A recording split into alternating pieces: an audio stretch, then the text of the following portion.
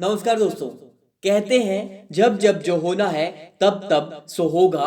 जी हाँ, ऐसा ही कुछ हो रहा था आईएएस अधिकारी बनी नव्या के साथ। उत्तर प्रदेश के जालौन में रात हो रही थी और ये रात अपने साथ कड़ाके की ठंड लेकर आई थी। नव्या, जी हाँ नव्या शर्मा, जिसकी ख्वाहिशें आईएएस बनने की थी, अपनी दिन भर की पढ़ाई पूरी कर रात के खाने के इंतजाम के लिए रसोई घर में पहुंचती है। तभी उसकी नजर राशन के डब्बों पर पड़ती है जिसमें अनाज का एक दाना भी नहीं बचा था। तभी दरवाजे पर खटखट की आवाज होती है और नव्या दरवाजा खोलती है और पाती है कि उसके पिता आंखों में आंसू लिए और हाथों में एक फटी किताब लिए घर में घुसते हैं।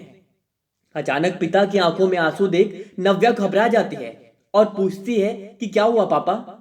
दरअसल नव्या के पिता पेशे से रिक्शा चलाते थे और आज दिन भर की कमाई कर अपने रिक्शे से घर लौट रहे थे कि तभी अचानक उनकी नजर एक बुक स्टॉल पर पड़ती है जहां एक किताब पर बड़े अक्षरों वाले शीर्षक में लिखा था, ऐसे बने आईएएस।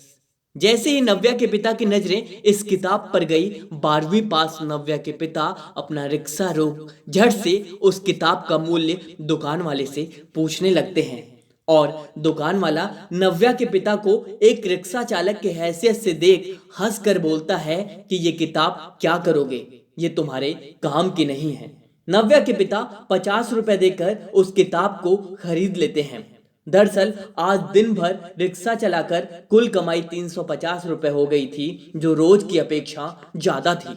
और खुशी खुशी वे उस किताब को अपने रिक्शे के सीट के अंदर डालकर आगे बढ़ते ही हैं। तभी वहां खड़े 3 लड़के, जो बड़ी देरी से नव्या के पिता के को किताब लेता देख रहे थे, वे आकर रिक्शे पर बैठ जाते हैं और मुख्य डाकघर की ओर चलने को बोलते हैं। लेकिन नव्या के पिता जाने से मना कर देते हैं।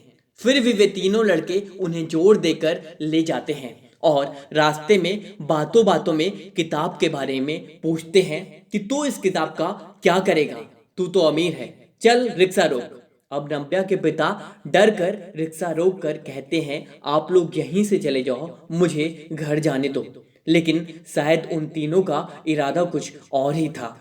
वे उन्हें पकड़कर उनके जेब में बचे हुए 700 रुपए और मोबाइल फोन छीन लेते हैं और एक दूसरे से मजाक करते हुए सीट के अंदर रखी किताब को निकालकर 3 भागों में बांटकर हंसते हुए एक एक ले लेते हैं। और उनमें से एक कहता है, एक भाग चाचा को दे दो, आईएएस बनेगा। और उन्हें लूट कर भाग जाते हैं। और अब जैसे ही यह बात नव्या सुनती है, उसकी आंखों में भी आंसू आ जाते हैं और पिता से लिपट कर खूब रोती है। जहां एक ओर घर में अनाज का एक दाना भी नहीं बचा था, वहीं दूसरी ओर इतनी बड़ी विपदा आ गई। लेकिन अब नव्या यह ठान लेती है कि उसके पिता को जिन लोगों ने मारा पीटा है, पैसे छीने हैं, उनसे वे बदला जरूर लेगी। लेकिन जब जब वह फटी हुई किताब पापा के हाथों में देखती, उससे रहा नहीं जाता और वह पापा से बोलती है कि इसकी पुलिस कंप्लेन करवाते हैं। लेकिन पिता पुलिस स्टेशन जाने के लिए हिम्मत में नहीं थे। परंतु नव्या थी तो एक आईएएस की तैयारी करने वाली लड़की, जिसे यह अच्छी तरह मालूम था कि यदि ऐसे अपराधों की पुलिस कंप्लेन नहीं की गई तो अपराधियों का मनोबल बढ़ता है।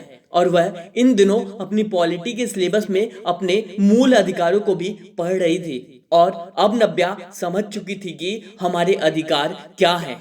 वह झट से अपने पिता को लेकर नजदीकी पुलिस थाने पहुंचती है और एफआईआर दर्ज करने की बात पुलिस से कहती है।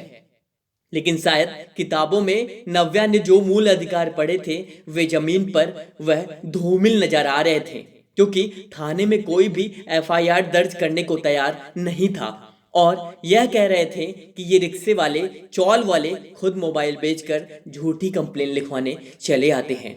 ये सब बातें सुनकर नव्या के कान खड़े हो जाते हैं। लेकिन आईएएस अधिकारी बनने वाली परीक्षा की तैयारी करने वाली नव्या झट से अपनी मोबाइल निकालकर इंस्पेक्टर साहब के सामने ही वीडियो रिकॉर्ड करने लगती है और पूछती है कि आप थाने के दारोगा हैं और आप इस वीडियो में सिर्फ इतना बता दें कि यदि कोई व्यक्ति अपनी समस्या, परेशानी लेकर आपके पास आता है तो एफआईआर दर्ज क्यों नहीं की जा रही है।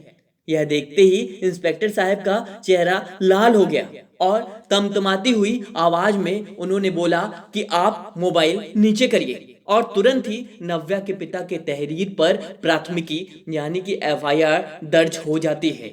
लेकिन थानेदार साहब नव्या को उसकी औकात बताने की धमकी पहले ही दे चुके थे। बहरहाल नव्या ने लोकतंत्र के पांचवें स्तंभ के रूप में जाने जाने वाली सोशल मीडिया का सहारा लेकर डर दिखाकर एफआईआर तो लिखवा दिया और घर चली आई। नव्या जैसे ही घर पहुंची उसकी नजर पिता के लाए हुए फटी हुई किताब पर गई और उसकी आंखों में भर आई। उसकी आंखों में फिर से आंसू आ गए। उसने यह प्रण कर लिया कि चाहे कुछ भी हो जाए, जब अब मुझे आईएएस ही बनना है। नव्या ने यह ठान लिया और अगली सुबह वह अपनी पढ़ाई का नया टाइम टेबल बनाती है और यह सेट कर लेती है कि कैसे भी करके मुझे दिन के 10 घंटे पढ़ना ही है। और शायद किसी ने सही ही कहा है कि भूखा पेट के लिए कुछ भी कर सकता है। अब नव्या दिन के 10 की जगह 12-12 घंटे पढ़ने लगती है और इंटरनेट की मदद से करंट अफेयर, आंसर राइटिंग कैसे करते हैं यूपीएससी के लिए, इन सब की जानकारी ले लेती है। और इधर दूसरी ओर पिता के साथ हुए लूटपाट की एफआईआर सरकारी पन्नों में दबी धूल के भेंट चढ़ रही थी। यानी कि पुलिस भी यह मान चुकी थी कि जब जब जो होना है तब तब सो होगा और समय बीत जाता है। और यूपीएससी यानी कि आईएएस की प्रीलिम्स परीक्षा का दिन भी आ जाता है और नव्या प्रीलिम्स परीक्षा पास कर लेती है और अब मेंस परीक्षा की बारी थी। कहते हैं यूपीएससी की मेंस परीक्षा में आप तभी अच्छा कर पाओगे जब आप लगातार लिखने की प्रैक्टिस करते हो, साथ ही साथ न्यूज़पेपर में निकले आर्टिकल्स, संपादकीय पढ़ते हो। और नव्या ने तो इंटरनेट की मदद से टॉपर्स की कॉपी देखकर उसी तरह लिखने का खूब प्रैक्टिस किया था कि मेंस परीक्षा का दिन भी आ जाता है और नव्या मेंस परीक्षा भी उत्तीर्ण कर लेती है। अब बारी इंटरव्यू की थी। एक रिक्शे वाली की बेटी अपनी कड़ी मेहनत से इंटरव्यू तक पहुंचती है और आज जब नव्या इंटरव्यू देने जाने की तैयारी कर रही होती है तो उसकी नजर उस फटी किताब पर पड़ती है जिसके 3 टुकड़े कर बदमाशों ने एक टुकड़ा पिता को दे दिया था। कि नव्या की आंखें फिर से भर आती हैं और इंटरव्यू भी खत्म हो जाता है। अब बारी अंतिम परिणाम यानी कि फाइनल रिजल्ट की थी कि देर शाम यूपीएससी का रिजल्ट आ जाता है और नव्या ने आज अपने नाम के आगे आईएएस लगा लिया था। जी हाँ, नव्या को आईएएस वाली रैंक मिल चुकी थी। नव्या ने आईएएस वाली रैंक सिक्योर कर ली थी। पिता को यह यकीन नहीं हो रहा था कि बेटी अब आईएएस नव्या हो गई है। नव्या दौड़े दौड़े घर में जाकर वह फटी हुई किताब लाती है जिसे लुटेरों ने पिता को दी थी और उसे देख बेटी और पिता खूब रोते हैं। लेकिन शायद आज यह आंसू खुशी के थे और पिता झट उस बुक स्टॉल पर जाकर उस किताब बेचने वाले को मिठाई खिलाते हैं। जी हाँ, उस किताब वाले को मिठाई खिलाते हैं जहां से उन्होंने उस किताब को लिया था। और आज बुक वाले को भी यह यकीन हो गया था कि किताबें कोई भी ले जाए, यदि सही ढंग से प्रयोग करे तो कुछ भी असंभव नहीं। आज नव्या आईएएस नव्या बन चुकी हैं और जिस भी जिले में जाती हैं वहां की कानून व्यवस्था का काया पलट कर देती हैं। जी हाँ दोस्तों, वह जिस भी जिले में जाती हैं वहां की कानून व्यवस्था का काया पलट कर देती हैं। दोस्तों, यदि आप अपनी पढ़ाई के प्रति पूरी तरह समर्पित हैं तो आज नहीं तो कल आप अपने लक्ष्य को प्राप्त करोगे। दोस्तों, आप उन चीज़ों का काया पलट कर दोगे। यदि आप आज आपको लगता है कि नहीं मुझसे नहीं होगा तो बिल्कुल इस बातों को काट दीजिए और एक नए तरीके से नए सिरे से अपनी तैयारी की शुरुआत करिए। ये मानकर चलिए आज नहीं तो कल आपका चयन होगा, जरूर होगा, बेशक होगा। लेकिन आपको करना सिर्फ एक है कि डेडिकेशन बनाते हुए यूपीएससी के सिलेबस को बारीकी से खत्म करिए। एक एक चीजें जो सिलेबस में बारीकी से डिस्कस की गई हैं उनको अच्छी से बारीकी से पढ़िए, समझिए और आज से ही लग जाइए। यकीन मानिए वो मंजिल आपसे बहुत ज्यादा दूर नहीं है, आपके करीब है। बशर्ते आपको और सिर्फ आपको उस लक्ष्य के प्रति समर्पित होना है। जी हाँ दोस्तों, उस लक्ष्य के प्रति समर्पित होना है। दोस्तों यदि आपको ये वीडियो थोड़ी भी अच्छी लगी तो इस वीडियो को इतना शेयर करें कि हर नव्या के मोबाइल तक ये वीडियो पहुंचनी चाहिए। दोस्तों मुझे यकीन है यदि आप हमें अभी तक सुन रहे हैं तो इसे रिकॉर्ड तोड़ शेयर करेंगे। चलिए तब तक के लिए धन्यवाद।